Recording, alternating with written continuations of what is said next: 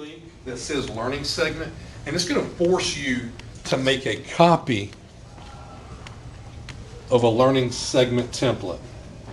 You do not have to use this. I'm not going to come to you and tell you that it must be exactly in this format. However, I wanted to give you a framework that I think clearly defines all the components that you need to be successful. If you're like me, when I first introduced it, I used the mini challenge document, and I just reformatted my mini challenge to infuse coding into that. So for the STEM teachers in here, feel free to make it as a mini challenge in that form. Everyone else, you can use the learning segment. That way, if someone comes in your room and asks why you're just playing with code, playing around instead of teaching your content, you can show them that there are standards attached. I've made sure that on the learning segment, I'm going to pop it open real quick. Got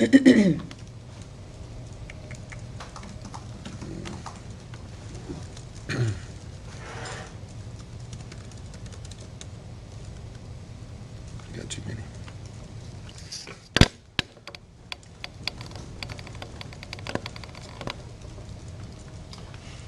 Okay, I've tried to make sure on the learning segment template that when you look at the digital learning competencies, I've linked that in there just in case you don't know what those are by heart. You can easily copy and paste from that PDF and drop them into the learning segment, and that will back up the work you're doing on top of adding in the content standards for your learning segment. Now, this is one that I did not create, so I don't want to take credit for it. This learning segment was actually created in partnership between the Citadel and people at the Computer Science Department at North Carolina State University, and I was given the permission to use and adapt it for classroom use. But there were parts of it that I thought were very valuable, and just to give us an idea today, this is what I would like for us to work with so that by the time we leave here today, you have a general idea of where we're going to end up at, so that as you plan through these structured dates we were just reviewing, you know what the end game is. And if this is a living document, if you realize that you need to make some tweaks or adjustments before you get to that project, by all means do it. I am going to ask at the end of this cohort that you provide me with the plan that you used to make your final project, whether it be a learning segment or whether it be the mini challenge document, or even a 6-step lesson plan, whatever you decide. If you could just give me some documentation of how you used it, it would be great to be able to share with people in the future. So, of course, just some basics up here to help you understand how you're going to pace yourself. You're going to want to include the number of periods that you think it will take.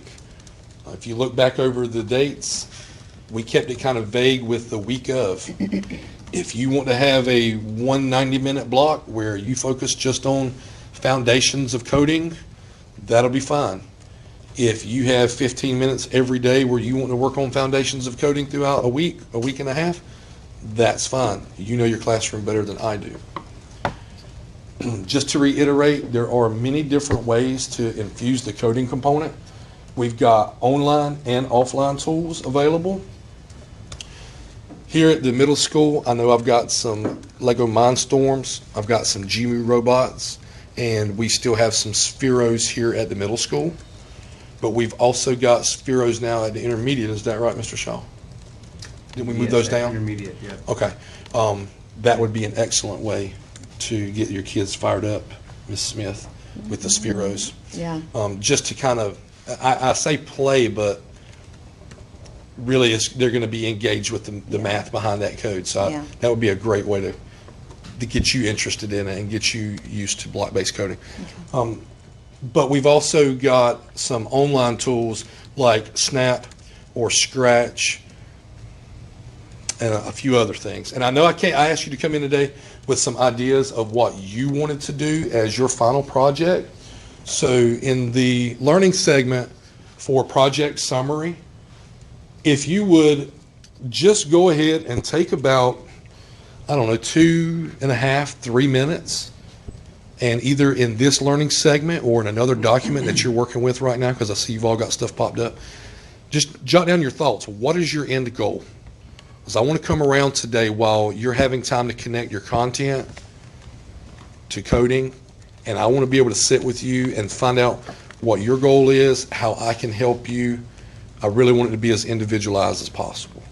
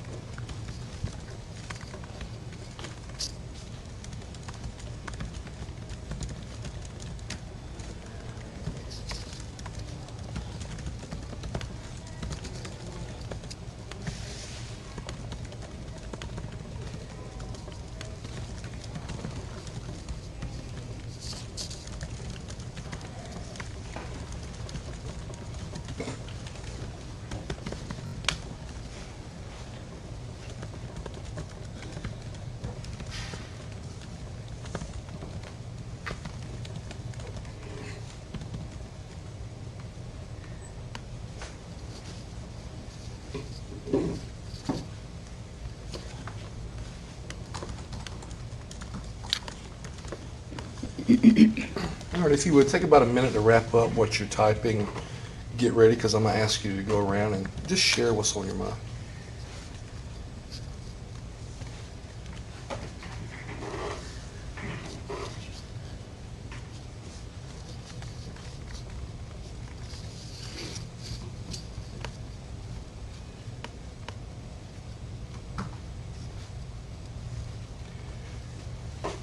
I think if you decide to use Snap or Scratch, I'd be interested in you trying Scratch to see if you could use the classroom tool. It's something I haven't really done yet, but you can, when you sign up, you can create it in classrooms. That way you can track apparently their projects. They turn them into you just like Google Classroom. Okay. So yeah, check on that. But you know, this is basic, but like it's my comfortability Yeah, level, hey, right? You know that's what I mean? fine. So we just need to break into it first, and then we can go from there. Okay. Let me go look at it. I think I signed up with Summit, but I can't And remember. it's very similar to Snap. Snap. The thing with Snap is it had a little bit more blocks already previously made. Okay, let me go look.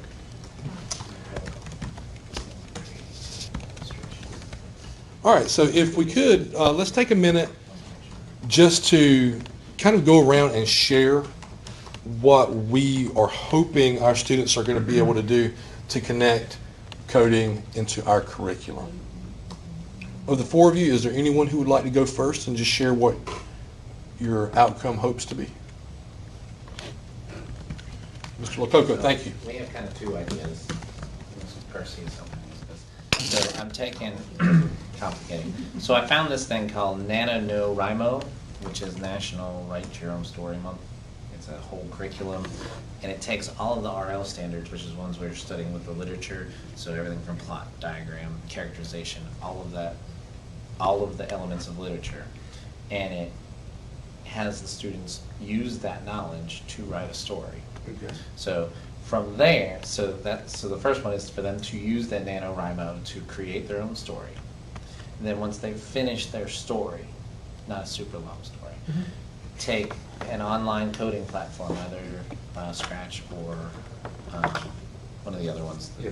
and then code a video game level illustrating their story. So they'd have to create their sprite as their main character, and then code a level Okay. as their story. Good. Good, I like that idea. And the second idea is they're doing book clubs right now. Okay. And so Ms. Garcia said, well, why don't we could we do something where they take a scene from their book, do the same idea, and create a video game level illustrating a scene from their book club. So instead of them necessarily writing, they're just taking what they've already read. Yeah. So in a sense, the outcome would be the same. It's the Yeah. process before that which determines what your product would Yeah. contain. Yeah. Okay, I like that.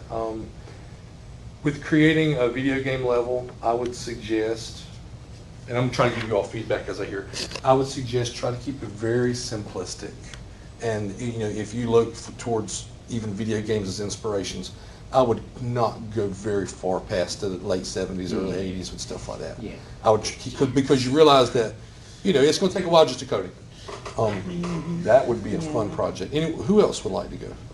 I'll go ahead. It's not as All right, cool as Mr. that, Good. but so I was thinking of kind of using it as a review, like find like a specific list of topics that I wanted them to review, and then having students use Snap or Scratch, like we said, to create a video that reviews the importance of a topic or content that we learned. But I also thought about like with American History 2 and American History 2, there's so much stuff, and sometimes when I get to like the 80s, 90s, and today, I can't really get as far as I want. So if they could actually take a topic, like each student or groups or however it works has a specific topic, like Reaganomics, or they have like Americans with Disabilities Act, or like Hurricane Katrina, because I'm supposed to teach that too.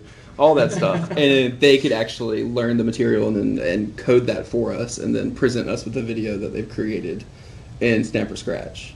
So Yes. I don't know, kind of where I'm at. Okay. I think that that's a very reasonable way to look at it, you know, because basically you're creating a small cartoon, a small animation to tell that. I would definitely look at a cap for time, and I would give them a reasonable amount of time for that animation. It being their first time, you know, if you could pull a 30-second to 45-second video, so to speak, from that code, I think that would be phenomenal. Okay. You don't want to overload them with too much. Just the brief facts. Another thing that I would make sure you don't do is like, don't give them that assignment to where they're expected to code with zero coding experience. Right. Yeah. Have you know, even if it's not related to that assignment. Yeah. Do something a couple of days before, the week before. Right. Where they're dabbling a little bit with Right. some of the coding. Yeah. Yeah, and Mr. Shaw, just to kind of, you know, I know Ms. Garcia was here with us last time. If you look back at our dates, the way it's structured, they're going to be creating challenges, so to speak, to fit in through these weeks to help them do exactly Yeah, what you're talking I figured about. you'd cover that, but I just Yeah. wanted to say it, just in case. So I'll be quiet now. Please. So how about Mr. Kittrell? What are you thinking of? It's kind of along the same lines. So I'm looking at it as a whole year review. So the students would just like randomly get a topic that we cover throughout the year, create some type of code that is reviewing just that topic with like diagrams and explanations, and then I kind of like, if it's feasible or even possible, to get like a whole what is the word I'm looking for? Can't even think of the word. Just the way it was like for later years, like have all these videos of reviews that if I need a student to pull it up, here's one that you can look at. Yeah. You're making a study library. Basically, yes. Yeah. Repository. There we go. I was like, I don't know the word. I'm not saying no to you. You say re or so? Re. Okay. Yeah, okay, so in hearing those ideas, there's one thing that I do want to encourage you, and I'm sure you've thought about this, I just want to reiterate it. Scripts. Now, our kids are not going to write a full-fledged script, but a general outline, you know, because part of the coding, and it sounds like the three of you are leaning towards that online use of Snap or Scratch. And they can record their voice for dialogue. They could use text as dialogue. But the last thing you want them to do is, while they're frustrated with the coding, is also, okay, what am I going to say? So that's part of that process that, aside from the coding work, that's going to need to take place in your classrooms ahead of time. So when you present them with the project of coding, the script or the story that's being written, whatever it is, the studies into American history or the topics that you're trying to get from the year, have them write those summaries ahead of time. And it could even be the thing when I was looking and talking to Mr. Gupton, if we're looking for a product that's going to have that 30-second, 45-second time limit, if they have a written oral report or a written report that they can orally read and it fits a 30-second time frame, then when you code it and you watch it, boom, then your time limit's pretty much going to be met. From there, it would be up to the student to meet that. And that will also, folks, allow you to be fair in your grading, because we're going to grade for content, and we're also going to grade for the infusion of code into that. But we don't want to penalize the kids so much since it's their first time. We'll grade basically what they provide us, as long as there's effective effort. But the majority of the grade will rely on that written piece, beforehand. I don't So, mind sharing. yeah, go ahead, Ms. Smith. Maybe.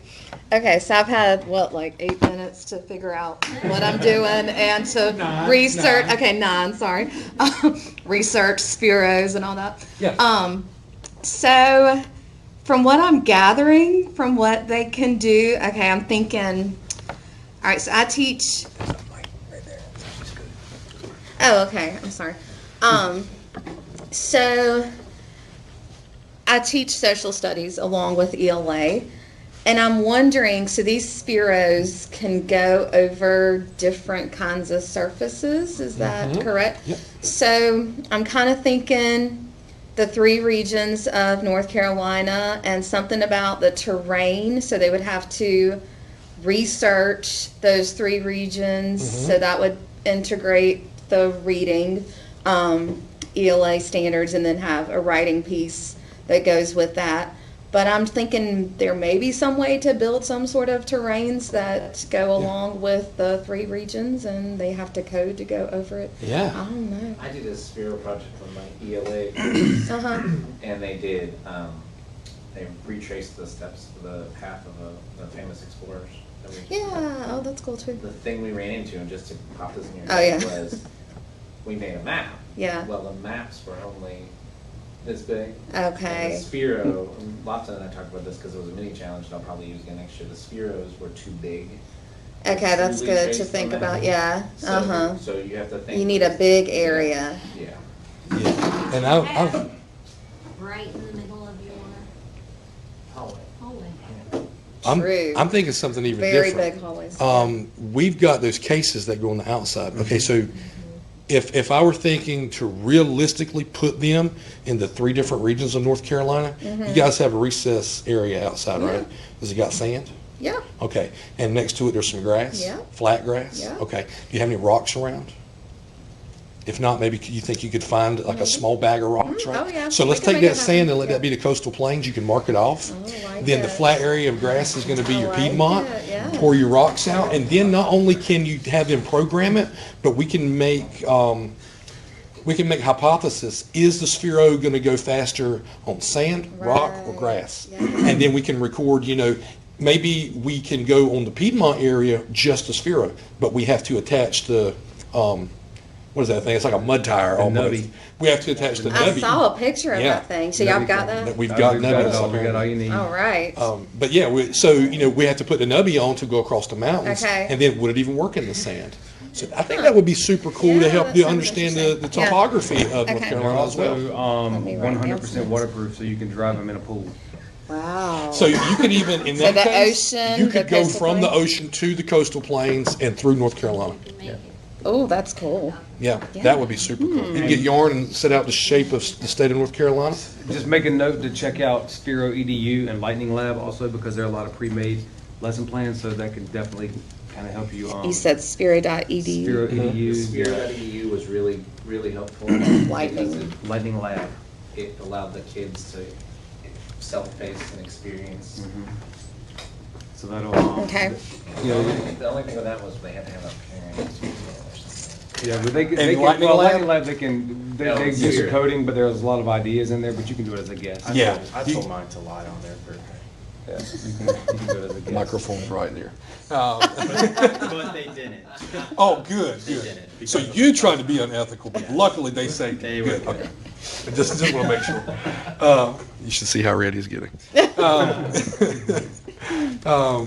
So, to me, it sounds like then that you three guys would actually kind of be in the same boat as far as what you would plan to start off with from foundations to work your way up to where they're working on their own. It's just, you know, three different content areas, but you would design challenges. And actually, because we're working as a team, if you want to work together and, you know, what would be the harm in Mr. Gutman completing a task for his high school students that would be able to go into 8th grade? And even though it's a social studies concept, it's the coding that you're teaching. And then likewise, if you create something, Mr. Kittrell and Mr. Lococo, and what I'm thinking about is when we look at the recreation, the completion, and the debugging part, you guys are more than welcome to each make 3 challenges all by yourself. But if you're open to having someone else's work that you can go through, and you know, you might change it a bit, but if you're open to that, I would suggest work together so you don't get overwhelmed. And plus, what you'll realize is you're going to bounce these ideas off each other. You're going to learn stuff from one another about the coding process. Mrs. Smith, with yours, I would handle it on a different scale. If I was going with the Spheros, I wouldn't touch Snap or Scratch. I wouldn't even concern myself with that. I would probably do this with my students. Because it's a drag and drop system with Lightning Lab, I would even begin my students with the hour of code Yeah. and let them get used to what blocks are and how we manipulate them. And while you are giving them several chances to use the hour of code model, and again, you don't have to do the whole hour at one time. Right. I would give them several chances to use that to get comfortable with the drag and drop method. Yeah. But throughout, I would look at the specific blocks that Sphero has, because they're worded a little differently. And I would just introduce those maybe in your, you know, your weekly vocabulary. You know, hey, this block is a control block. Control blocks tell us how to move forward, backwards, left, or right. You know, and you can create your own definition for that, or we could do it together, however you think it would best work for your students. And as you are working with the hour of code, that drag and drop, getting them comfortable for that, then when you get to the challenge of the Sphero itself, for your age group, I almost feel like if I were you, I would give them a hand up and say, okay, these are the blocks that you need to complete this challenge, Yeah. but they're jumbled. You need to find the right combination. Okay. Yeah. Okay, and so that way it's workable for you, and it's a good level of frustration for them Right. to succeed. I like that. Does that sound fair? All right. So it's 4:08 now. Here's what I would like to do. I'm gonna let you get some time to plan, but I'm gonna walk around and sit with each of you, and I kind of want to get an idea of if you had to create the code for these foundational challenges, what content would you pull to showcase that? Because in one, you're simply going to have students copy code that you make. 2, you're going to have students to take code that you make with holes in it. They're going to have to fill in the blanks. It's your choice whether you give them what needs to go in that blank or if you leave it wide open. And then the debugging. So, I mean, it could be like debugging, you know, if we were looking, and I'm going to use American history as an example. If we were looking at American history and we wanted to debug, it could be something as simple as confusing the year of the beginning of the Great Depression. We might have it, okay, the Great Depression started in 1989. You know, I know that seems very simple, but just to teach them that we've got to find these little mistakes. You know, it could be something as simple as instead of turning left 3 times, you turn left 4 times. And you just let them find those bugs in it. All right, so, The Great Depression was one thing I already picked, so thanks. oh, yeah, good. Yeah, that works. Glad I could read your mind there. So, does anybody have any questions for me before I start letting you work and I go around and try to pick your brain? Just, Yes, do you ma'am. mind sending me that document? Yeah, I don't mind. I'll do it right now. And this. Ah, shit. Jennifer Smith, there's nothing funky.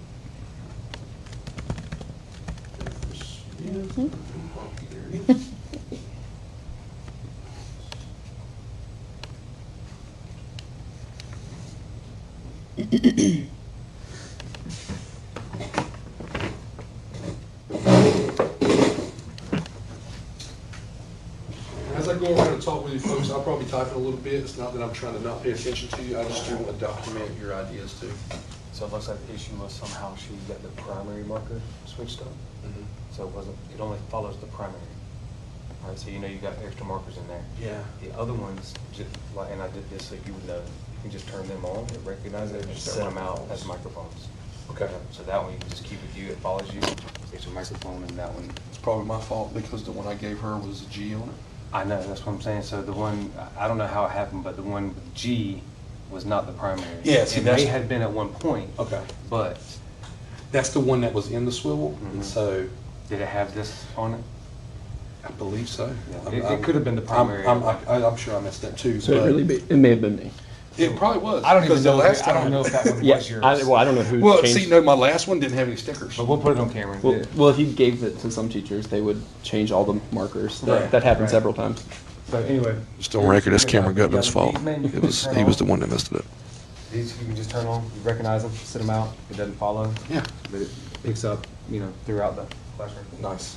All right, so I'll get it uploaded probably in a couple of days. Everything looks good. Thank you for coming. Just watch out for that one. I'll edit out the whole, yeah, that whole thing. All right, Yeah. see you See ya. later. So are we making the notes on? I'm just gonna Or make some just like- notes up here. I'm just gonna talk to you, you know, Okay. and so you said that you kind of wanted to do a yearly a review, kind Yeah. of leading up for EOCs or UGs. Yeah, geez.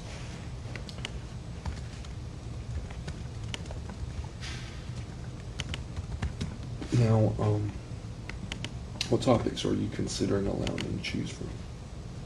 So by the time we get to the main project, it would be to the middle of April. So at that point, I'm pretty much done with everything. Okay. Because I would review from the end of April to about the end of May, which is like 3.5 weeks Mhm. to test. So at that point, I would just say every topic that we covered would get. When we do the benchmarks, I don't know how it is with 8th grade, because you have EOG, right? Is it like a check-in We for have you guys? We have NC check-ins, like language arts and math, and then we have EOG at the end of the year. Okay, so do you get data back that shows you specific standards that are lacking? So I would probably focus on the majority of the options that they can choose on On those those standards. standards. Yeah. And that way, the ones who don't complete that particular video, you can have a little gallery walk and everybody Yeah. just show off, hey, this is my video. And that can be part of your presentation, you know. And it'd be great for the class that you don't do it with.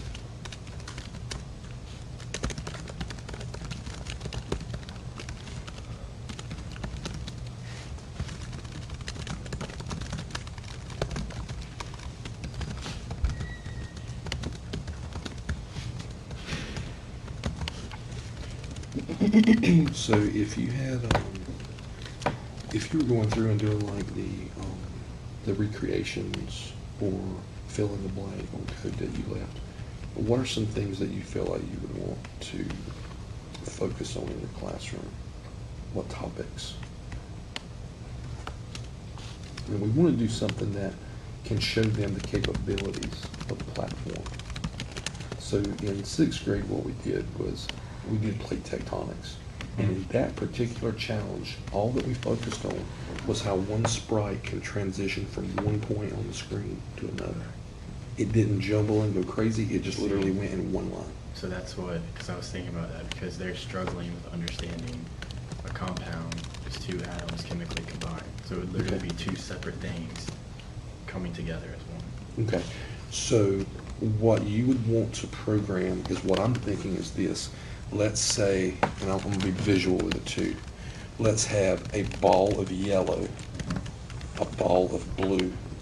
They come and then they actually, they inhabit the same point, but at that moment when they both inhabit the same point, both colors goes to green. So it becomes something new, you know what I'm saying? Because I mean, that's a compound. Yeah. Yeah. And that could be very simple. All you have to do is, and they have these balls already in the snap part. And I'm sure they're in Scratch as well. You start one over on the left, probably a negative 250x. Start one on the right at a positive 250x. Have both center align at the point of origin on the grid. And wait 1 second. Shift the color to green. And you could do that for multiple. So you could have where, it depends on how deep you want to go with it, Mr. Kittrell, but we could say like, if I press N, then I begin sodium chloride. If I press H, I begin H2O. I can program it so that I only see based off what I press. Yeah. So, and the reason I say that is you want it to also feel like it's a challenge that it's going to take enough time and effort, but you don't want to give them too much where it's redundant. Because after a while, maybe 3 compounds tops. Yeah. Because after that, they're like, oh, I know what this is. Okay, so.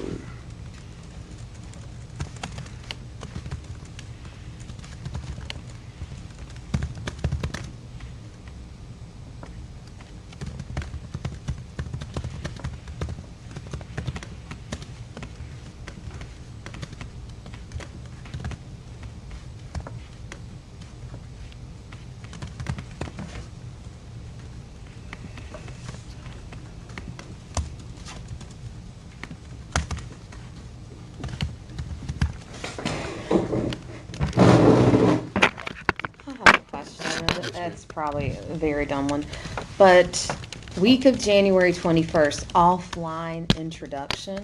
What? I don't even know what that means. Okay. So I'll show you, and you might find for your kids that it works well.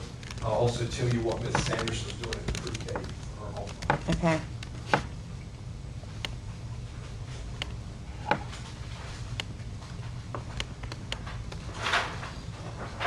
Mr. Lococo used these a couple of months back to introduce.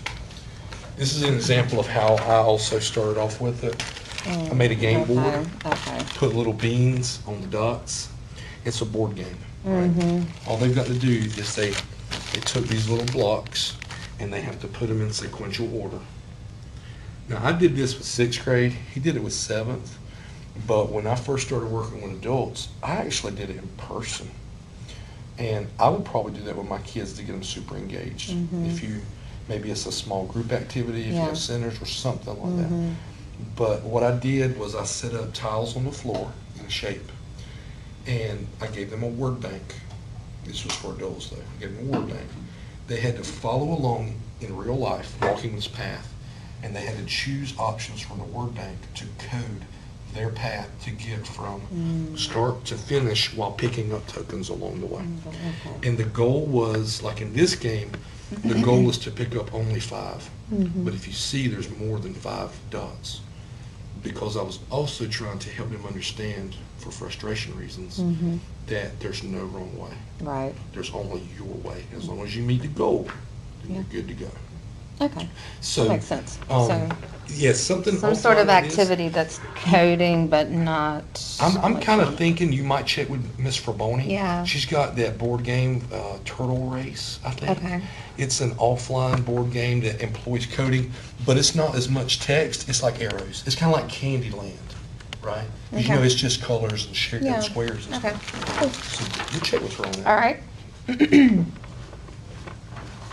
Most of the kids that I had done that with them last year, so we kind of upped the ante and they had, so once they did, so you and I run the team before Mr. Smith, they laid it out Mm-hmm. the first time as a group, and then the next day I had them where one person had the design the code for it. But they purposely put the wrong thing in there for the debugging part. Mm-hmm. Hmm. Yeah, I guess as they advance, we could bump it up. All right, Mr. Lococo, you said you were planning to follow up with a written story or a book club.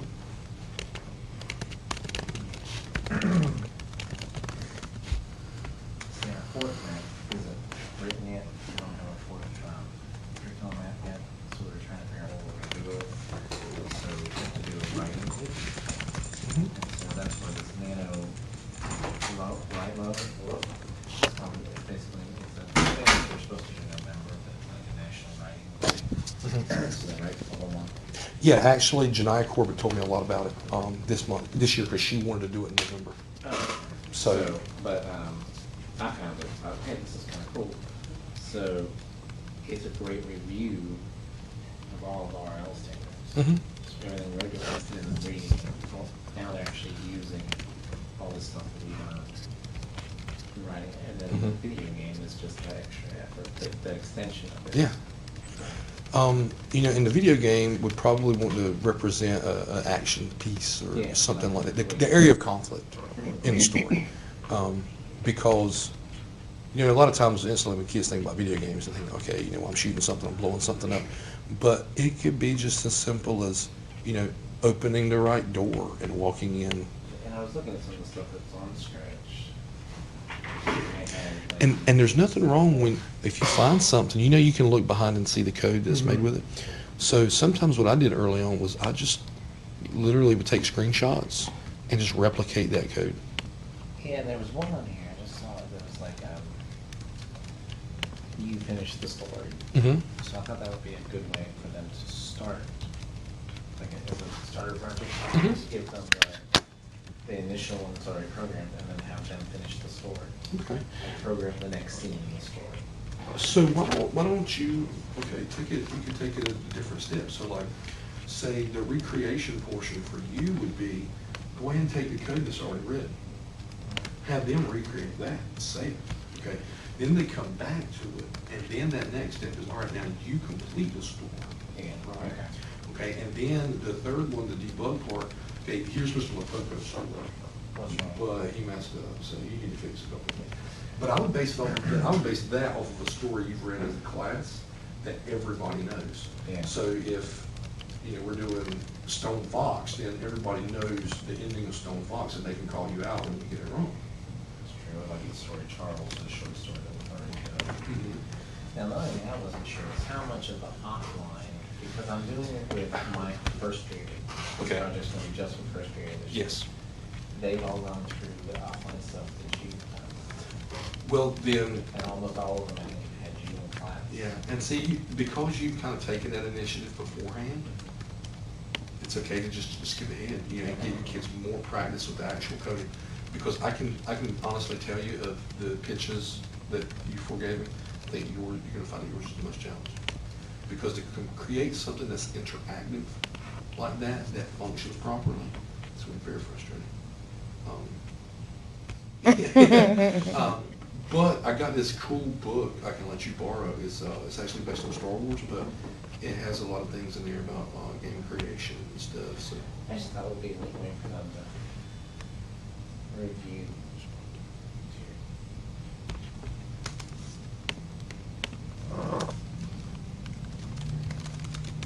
so you said it's gonna be your first core?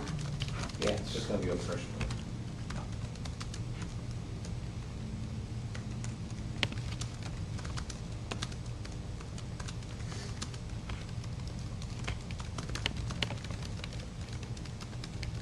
And my highest group can handle.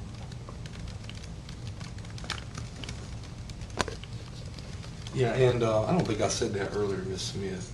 One of the things we had talked about last time was, you probably have the same group all day, or do you switch off? No, I switch So I have 2 different classes. Depending on how you want to handle it, there's nothing wrong with just doing one class. Okay. It was like when we all started it, we said, okay, let's pick one group that we think will be successful. Yeah. Let's go ahead and get all the bugs out of the system. And then Yeah. we'll take it I think that school might be a wide. good idea. Yeah. 'Cause my homeroom, I feel like I can accomplish more Because with that group. what I don't want is for you to start it and be like, oh my God, nobody's getting it. Because you're Right. going to feel like, oh my God, nobody's getting Yeah. it. But at least you only feel that way about half the kids. Right. Instead of everybody. Yeah. And Ms. Smith, we're looking at the terrains of North Carolina because Mm-hmm. you're doing North Carolina history. And you wanted to use the Spiros. How many kids do you have in your class? So if I just do it with my homeroom, 26. Okay. What I always suggest when we're coding is to have 2 people together. Mm-hmm. So we'll take that 26 and knock it down to groups of 13. Mm-hmm. You would get practice. We have 2 dozen Spiros floating Okay. around that Jeremy can get a hold of for Okay. us. I'm pretty sure we'd be able to get you both sets. And how long do you have those 2 kids? My class. I'm sorry, not the 2 kids, but yeah, those 2 classes, that social studies and the ELA group. I mean, I have them, I take them to Encore lunch and recess and all that. But instructional time, I mean, I would say like 2 hours. Yeah. Okay. It's about 2 hours. So that would be a good amount of time to, when we set it up, you'd be very systematic about assigning them a Sphero. You can even name the Spheros. So like if we say, Oh, they all right, like this is that. Jen and Tom's Yeah, Sphero. yeah. And that way we know who's who's. And I want to make it their little pet. yeah, For my kids because they would. I had all 3 classes doing it, and so, or 2 classes, first and third doing it. And the problem was is that don't let them connect right next to each other. no. Like the spheres have to connect to an iPad or Uh-huh. a device. And I was just having them connect in the classroom. Well, the box was in the classroom. And They was trying to connect everything. they were- Okay, well, Yeah. here's I think we're the only school that doesn't have iPads. Is that going to be a problem? No, because you have a cart that we can send over Okay. with Ms. Fraboni. Okay. Okay. Well, someone said that we were the only ones. They were just I'm pretty sure there's a cart. Everybody over does. there. Yeah. They actually don't shit. Use of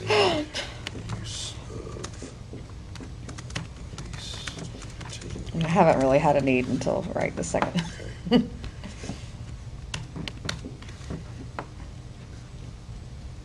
Okay, and Mr. Gutman, you're Yeah. gonna do a Just- I think video. I'm going to do the review video because the sophomores have had you. They have some knowledge of coding and they talk about how they miss it. Okay. And I think that'd be a really good group to do it with. My first period's And you said that was American history? 1. Yeah. Okay. My first period's 22. My third period's only 15, so it's a lot smaller. Okay. I don't know. I'll probably do it with both groups. Okay, so first is 22. 22, and then third you said was 15? Uh-huh. Okay. And the reason I'm recording all this info is like, it'll just help people know the scope Oh, of it's fine. what classrooms I'm dealing with. When it comes to, I'm sorry, I'm jumping ahead, Sorry. but like when it comes to the offline part, Yeah. I found the CS Unplugged. I don't know if you've ever seen this, but so we're not all like going for your board game because you might not have enough. I don't know. Okay. And yeah, I have some, but I mean, at But- that age group, it Well, might this, not work. well, this is even more simple than that. But since I don't know a lot, like you could start here with where was it? Like graph paper programming is like the most simple one, and it gives you a whole lesson plan. I'd never seen this, but like teach me how to do, like tell me how to do this drawing, and then have them do their like they follow other directions, like 1 square right, fill with color, then down whatever. Okay, but then there's like more because they do debugging later, like that build off of that lesson. So what you were just showing with the graph paper, Uh-huh. I've seen people do that with pixel art. Okay. So like a kid today actually had some. He had a Spider-Man. Okay. But how he drew the Spider-Man was these instructions were written out, and he was just doing it on his own, like no teacher gave it to him. These instructions were given Okay, out, and pixel art. it's like move 1 square right, fill with color red. Okay. You know, and so. Is that like online or is that just on paper? Like you just do it on paper? Well, everything you do on paper. So it's like. Okay, I got you. I see what you're saying. You know, and you literally have color pencils, and you read the code, you go by and you color it in, and at the end for him it made Spider-Man. But and I haven't employed this before, but you might search. It's on Scratch. Well, there's a There Scratch. could be something that's like, you know, hey, this is George Washington. Yeah. You know, crossing That'd the be really Delaware. You know, small pieces like that. Just like search for like pixel art code or pixel art Yeah, offline code or I don't know. Yeah, I would do pixel art coding activities. Coding. This offline lesson plan covers the basics. Mhm. Yeah, so like that. Yeah, Okay. check Yeah, this color out. by pixel. Okay, that's really cool. And I know that might, but like for me, that's where I would have to start. Yeah. I don't know where they would have to start. They might be a little more like that's as high. Okay, I see what you're. Yeah, stuff like That's that. that's kind of cool. I like that. I mean, it is cool. I like that. And then you could find different. And once you see how it works, you'll probably be at the point where you're like, oh, I can just make this. Yeah. And customize my own. That's how we used to have to program, like on the Apple IIs back in the day. That's how we had to program. We had to plot everything by its X and Y coordinate and color field. Because I remember, God, I'm so old. I remember going through and programming the Apple IIs as a kid to show just little pieces of art like that in my computer class. And it could be something as simple as, you go back to the one before it, that message there, hi. You know, say, you know, you are trying to send a secret message to the revolutionaries. That's perfect. I like What that message idea. would you Yeah, say? that's good. They have to write the code for it. I like that. I'm serious. That's a good one. I was gonna do. I had been looking at these were some of my ideas. This is for computational thinking, and I was gonna. I hadn't done it yet. I know I said I was going to, but I thought I was gonna do this maybe next week. Looking at like data sets of slavery. Like I know that sounds weird because most of the computational thinking things we've done have just been like, you know, like battles or like World War One. Okay, but I was looking the other day about if you take a data set of like slavery, why were there more slaves during this year? Like, what are the patterns in this? What are the? Does that make sense? Yeah, that's Or- that's kind of. Taking it apart. Where you're looking at the decomposition of it, you know, That's what was it that right. caused more And slaves like to the be cotton in? gin or the Yeah. whatever. And then I saw something about like for sectionalism in America. Like, what were the reasons for sectionalism in America? Like, why were there some of these issues? What solutions could you propose to fix that issue? What are some of the patterns that you recognize that it's always this back and forth between the North and the South? I don't know. I don't know if I'm thinking of it right. Well, you but- know, and if you look at, you know, why it occurred, that's going to be your algorithm for it. Because, you know, if it occurred once in this country due to these factors, then isn't it prudent to think that That it if would the have- same factors occur again, Right. that we would have a similar outcome? And that's where I had my Great Depression thing too. Like finding out why are there rates of higher unemployment, economic upturn, why did it change, New Deal, like that kind of stuff. I don't know, just thinking of it Thank you, Mr. Lococo. that way. Hey, and I know, you know, because we're in the building, we can get together Yeah. as you need it over the next week Yeah, or two. Just let probably me know. just to flesh out the, how they would do the. Okay. We can do that. And I'll try to bring that book in the next few days, and if I don't see you, I'll just throw it in your box. See you later. All right, bye. So I like that you were bringing up, Mr. Goodman, the computational thinking. Yeah, Now, I've been have you thinking about already that. been kind of throwing that stuff in your classroom? I have, but not your way, not with the grid and the Prada and all that. I need to like do it that way. But I mean, we've done it in like my own form, somehow, Yeah. some way. Now, like- and it doesn't even have to be the way that I showed it. But the language, are you saying patterns? Right. You know, like, are you saying things like decompose? Let's no, decompose what? I don't really say that. Like or maybe would you say, let's break down? break it down? Okay. Yeah. So I need to like actually. Well, no, I mean, for me, no. I would say, because I'm the kind of person, too, where I have to say what I would really talk like. Right. I'm not going to go out in the real world and say, hey, let's decompose this guy. Yeah. I only do that because I have to be professional. But I was like, yeah, we're going to break it down and figure out how this thing works. Yeah, that's what I would say. And I'm like, Break it down. Let's break it down to patterns. When else does this happen? And Yeah. they're like, oh, it happened. But like, I always, like, even when I'm talking like that with my kids, I always say, okay, the real word is decomposition, but Yeah. I'm not saying Yeah. that. I'm saying break it down. And that can be your thing. Let's break it down, guys. And Yeah.